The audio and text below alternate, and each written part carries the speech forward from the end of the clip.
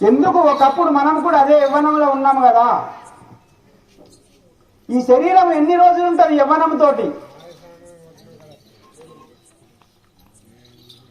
ఎప్పుడు ఏమైతుందో తెలియదు. తస్మాత్ జాగ్రత్త.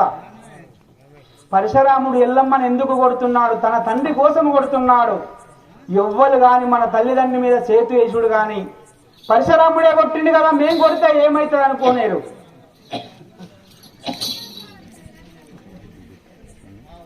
మీరందరూ ఇంత మంచిగా వింటున్నారు, దేనికోసం వింటున్నారు? ఏమన్నా అర్థమవుతుందా? 3-4 రోజులు అవుతుంది.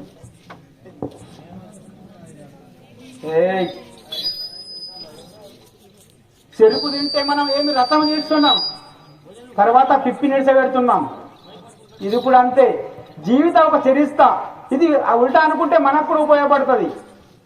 అందరూ నెత్తి కొట్టుకుంటున్నారు లేచించండి. నా జీవితం ఇట్లా అయిపోతుంది. ఎవరు చేస్తున్నావు? పక్కోడకు చెప్తున్నా మన జీవితాన్ని ఖరాబ్. ముగ్గురు కలిస్తే 4 రోజుల గురించి మాట్లాడుకుంటారు, 2 కలిస్తే 3 రోజుల గురించి మాట్లాడుకుంటారు. కానీ మనది మనం మనిషిపోతున్నాము జీవితంలో.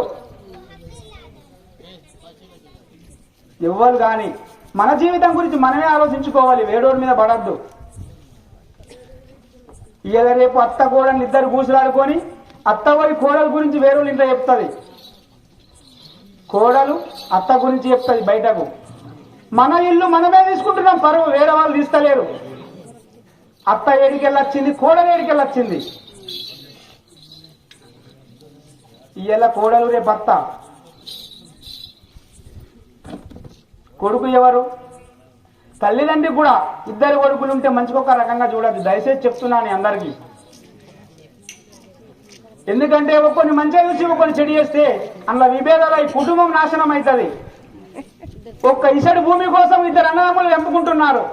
తులం బంగారం కోసం అక్క ఇళ్ళలు కొట్టుకొని వస్తున్నారు. తులం బంగారం ఎక్కువనా అక్క ఇళ్ళలు ఎక్కువనా? మనకు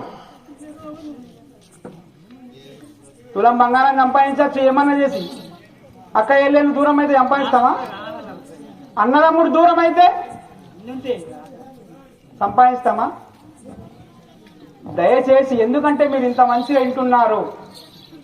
ఆ యొక్క ఇల్లు గంగారాము వాళ్ళందరూ కలిసి మనం పిలిపించారు. మన మల్లాపూర్, లగ్మచంద దగ్గర మల్లాపూర్. ఎందుకంటే మనం ఇనేది ఇంత కష్టపడి కాళ్ళు పోయేదాకా కళ్ళు పోయేదాకా నిధులని ఎంపుకొని మేము ఆడుతున్నాము, మీరు వింటుండ్రు.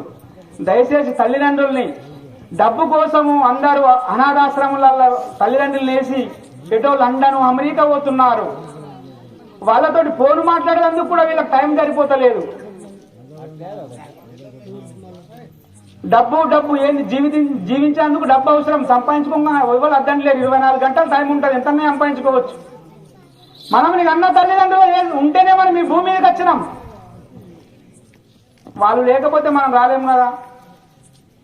ఏ దేవుడు అవసరం లేదు, తల్లిదండ్రులే గొప్ప.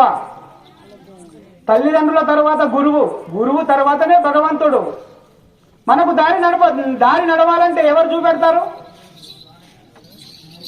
తల్లి ఎంత కష్టపడి పెంచితే మనం ఇంత పెద్దగా అయినాం. ఇయ్యాల రేపు మంచాల వాడి కసిగా నీళ్ళుదే నానా అంటే నీళ్ళు ఇస్తారు ఎవరు? దానికోసం వచ్చారా?